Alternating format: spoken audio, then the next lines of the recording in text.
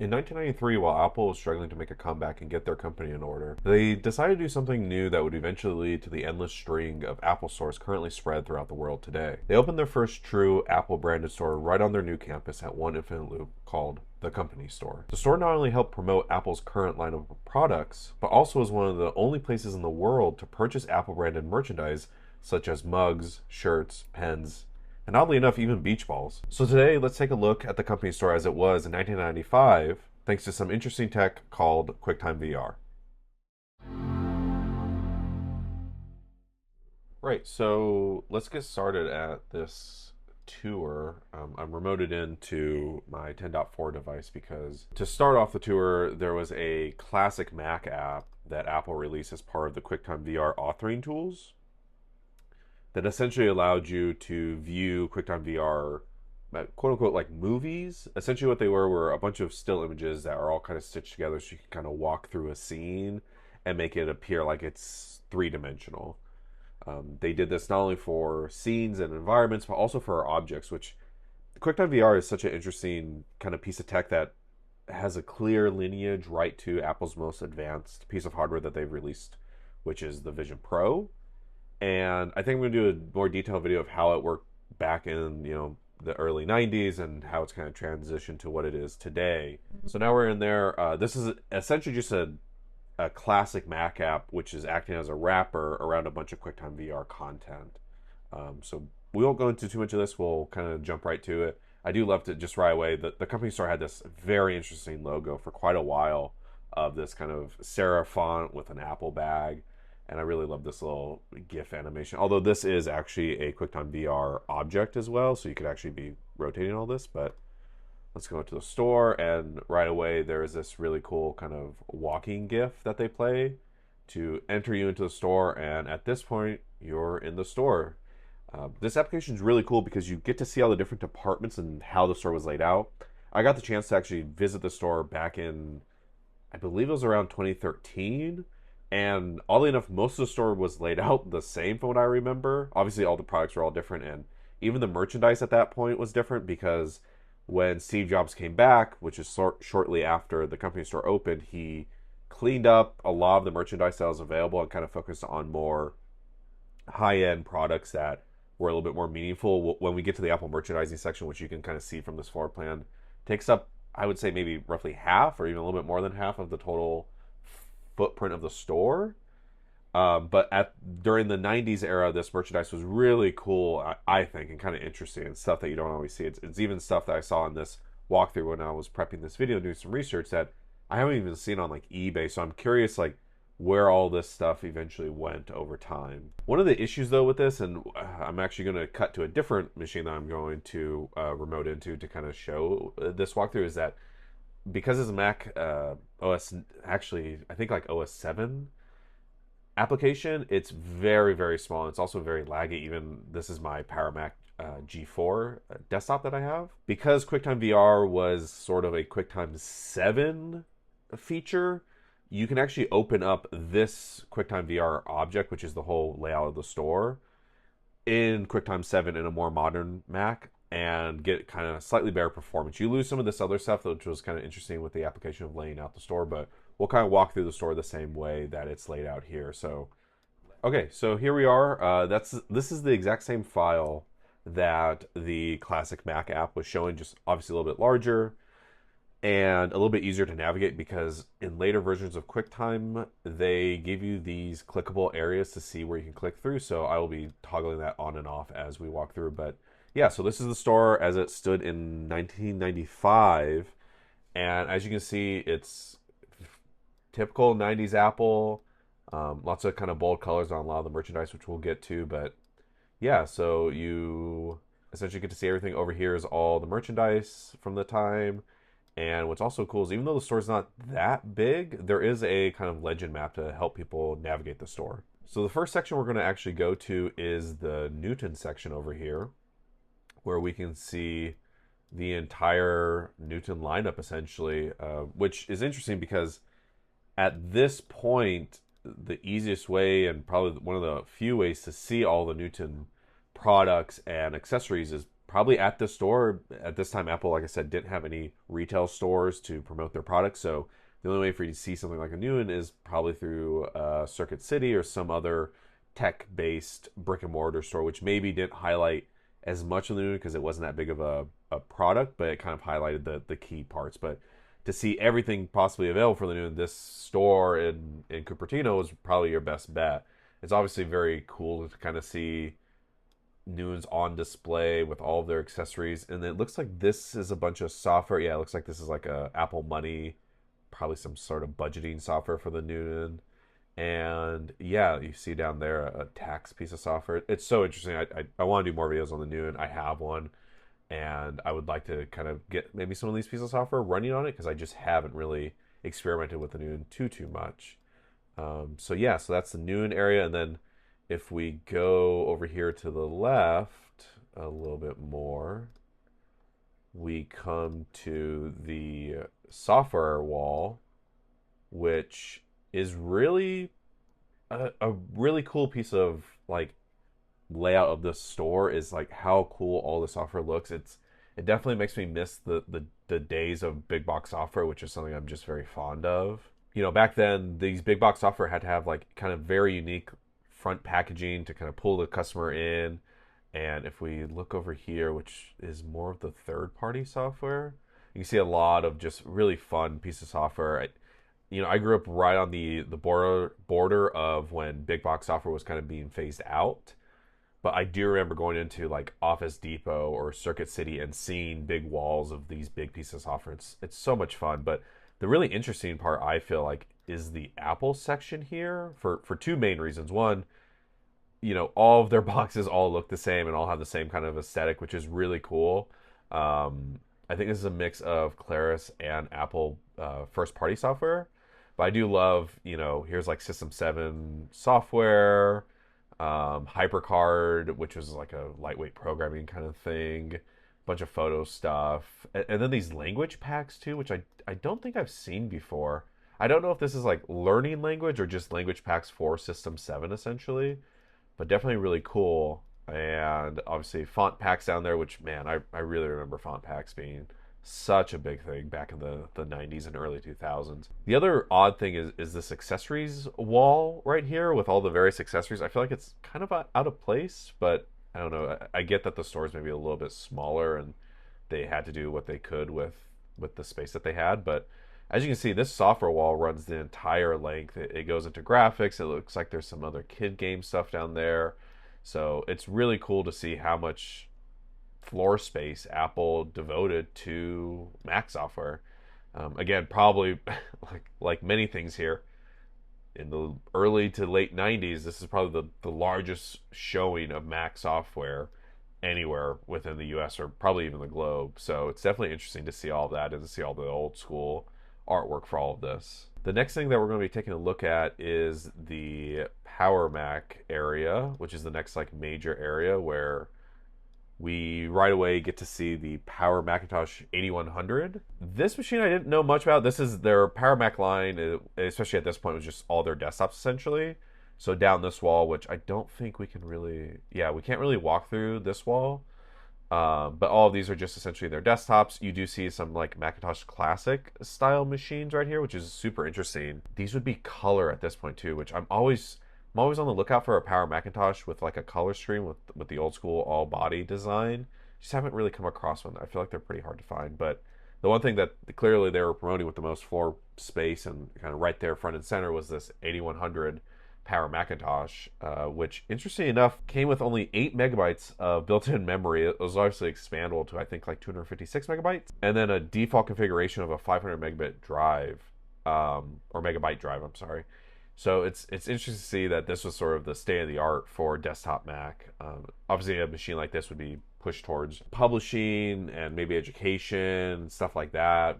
Maybe some video editing or photo editing. Photo editing for sure, maybe early stages of video editing at this point, but definitely really interesting to see all this and just to see this line of desktop computers that kind of helped Apple stay alive during this era of their time. And obviously we're all phased out when Steve Jobs came back, but definitely interesting to see all of these. And next to that is the PowerBook wall or kind of table, which outlines all of the old school PowerBooks that were available at that time, including this really cool.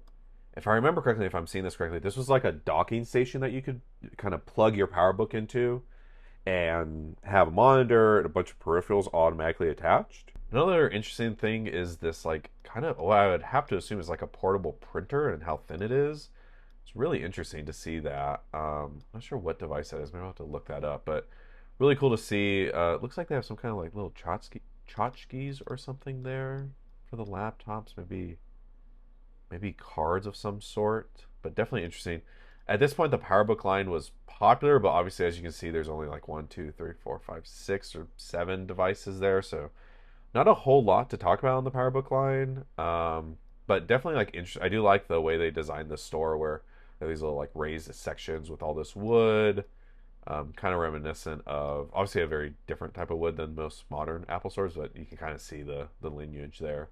Now the next big section would be the Apple Performa section. If I can make my way there to, I think this is the stopping point. Yeah. One thing to note, which I find so interesting, is like, so over here is the Power Macintosh line, all the desktops, and then here's the Performer line for the kind of more consumer side of stuff. And just off to the side is this huge stack of just speakers for these are like black speakers for, I believe, the PowerBooks, and then these are the kind of cream gray colored speakers for the Power Macintoshes. Just of all the things, like, I don't know, maybe I've put a rack here. Like, there's a wall. Definitely could have put a rack. I don't know if they were like rushing, but it just seems odd to have like all these speakers just on the floor. But yeah, this is the Performa section. I actually had to do a little bit of research on the Performa section because I didn't really get into the Macintosh until later in the like mid to early 2000s, so I didn't know too much about this. But this is essentially the line for consumers that they could essentially go purchase one of these computers and get all of their basic software pre-installed on it, which is obviously at that time a very novel idea because obviously digital distribution wasn't all that popular in this time frame. A lot of it again was that whole wall of over here of all this Mac software. So the Performa essentially allowed Apple to pre-bundle a bunch of software into it, so when the customer got home, they could immediately open it and just start using it, which is really interesting to think about because obviously today you could get a new computer and go home and download all the various apps that you need and start using it right away. But back in the early 90s, you really just couldn't. Now, the rest of the space is dedicated to Apple merchandise, which, as you can see, is a good mix of like products like these mugs, which are really cool. A lot of this merchandise is obviously when Apple still was using their serif font logo and everything else, and the 6 colors, rainbow logo. But a lot of this is obviously clothing, various T-shirts and sweatshirts, everything else. Also, these like really interesting. I don't know what these are, and if like anyone actually does from the time frame know what these like weird triangular pyramid style products. It's right next to this Quick Take box. I think this is like a leather carrying case for the Quick Take or Quick Pick, I believe is what it is, something like that. I don't know what these are. It'd be interesting to see if someone knows what those are.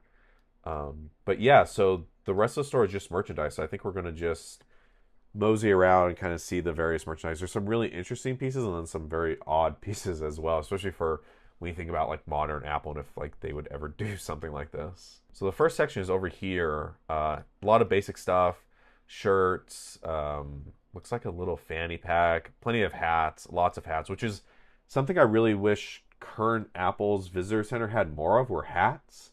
I don't know why. Even when I went in 2013, 2015 era, there were a lot of hats, but like for some reason, whoever's running Apple's branding and merchandising for their visitor center now is like very anti-hat, and like there's just none. But yeah, a lot of cool bags and thermoses or little kind of travel cups. One interesting thing, there's a couple pieces, and I think I'll probably have like another video about Apple merchandise during this era, and maybe like just in general. They had like Apple branded wine glasses that had the logo etched onto the front. Looks like some watches maybe and some other things, but definitely kind of interesting and odd merchandise for this particular era of Apple. Next up, more hats over here. Again, like a whole thing. Is that like it almost looks like a hard hat. Oh, I wonder if that really is a hard hat. Now I kind of have to go over here and look at more performance stuff and try and. Oh yeah, it is. It's an Apple branded hard hat next to some beer steins. But yeah, that's definitely an Apple branded hard hat, which is not something you really see very often. Again, I'd love to see this on like an eBay listing somewhere because like how many people really went to the store and bought a Apple branded hard hat. Um, this is also a really cool section. This is something that I've been looking for, and I can't seem to find any eBay listings for it. There's a lot of these clocks kind of floating around the whole store. I just haven't come across them. It looks like it's maybe the second hand is the Apple logo or something like that, but it's definitely something I'd love to maybe get and at least see in more detail. These mugs also are really cool. They have the six colors logo and then just Apple in big kind of font. A lot of this clothing, which unfortunately, like, because the resolution here isn't that good, is a little hard to read other than like the branded ones. Like this colored one is really cool where you get these bright colors and then just Apple running down the side. There's this shirt here that looks like some kind of like graphic tee, but I just don't know what it is, honestly. It'd be cool if I had like a better resolution photo of that. They have a lot of this A is for Apple branding as well, which I don't know if that was like a marketing push that they were doing at that time. Of course, the kind of classic colorful logo on like big sweatshirts, which is cool. But if we kind of keep going through to the back, is where I feel like the most interesting stuff is. And we'll kind of start over here. I don't know if there's another stop point. Nope. So over here, we got, okay, of course, more shirts and t shirts. But this is like a cube sticky note pack, which is really interesting with like the six colors logo there. But these little like mini Macintoshes, I'm assuming these are also post-it notes, kind of similar to these. But man, they're just so cool and it's just such a like unique thing. I haven't seen these listed anywhere again, like most of the stuff in this store, but love to come across some of these and see is it a sticky note or is it maybe something else? The next thing are is this essentially entire beach setup of all Apple branded products. You got your chair and your kind of water bottles, can koozies. This right here, it's a little hard to see, but maybe yeah. So this part that's highlighted in blue is actually a Apple branded beach ball for like the beach. So this is like essentially your whole go buy one of everything in here, and that's everything you need to take to the beach, I guess, for your Apple party. I do really like this. I think this is like a tie dye hat. It looks like, which is really cool to see. But I just thought this was like really interesting. Was this whole like branded beach get up? Again, another clock down here as well. I think there's one more. Yeah. Another clock down here, which is super interesting. Really would love to find one of those. I also like here's another one of these. It looks like maybe a calculator of some sort, but there are more of these. I think one of the reasons why all this merchandise is so interesting right now is that, in the mid '90s, Apple's really struggling, and like if you were an Apple fan, this was sort of the best way for you to kind of promote that you're an Apple fan is to have these weird, sometimes odd Apple products like this umbrella or these beach chairs, or even something more common like just a shirt or a jacket. Even today, when you go and visit Apple's visitor center, like the amount of branded merchandise is so low, and they have like your basics like pens, mugs, shirts, and stuff like that. But like even I feel like some of their shirts aren't the best anymore, especially compared to some of these and even the ones in 2013. But I don't know. This is definitely like a very interesting time of Apple to see them promoting themselves in this way. And like, I don't know. I feel like when you go to like Google's campus or Microsoft's campus, they have a lot of branded material. And I think Apple maybe can do more branded material, but have it be a little bit more classy like they like to do. But I don't know. They don't need to go as far as to build a whole beach setup again. But something in between would be nice. But yeah, so this is sort of what the company store looked at. It was equal parts tech store and merchandise essentially, and a lot of merchandise that you just don't see anymore. So yeah, hopefully you found this walkthrough interesting. Like I said, I'm gonna have another video kind of going over this technology, this QuickTime VR stuff, because as you see, um, you get these kind of like stop points that you can walk through, but there's also highlights of products, which I will probably show in the next video about QuickTime VR, where you can kind of in that Mac Classic app, you can link these out to photos and 3D models and everything else. So yeah, hopefully you enjoyed this, and I'll see you in the next video.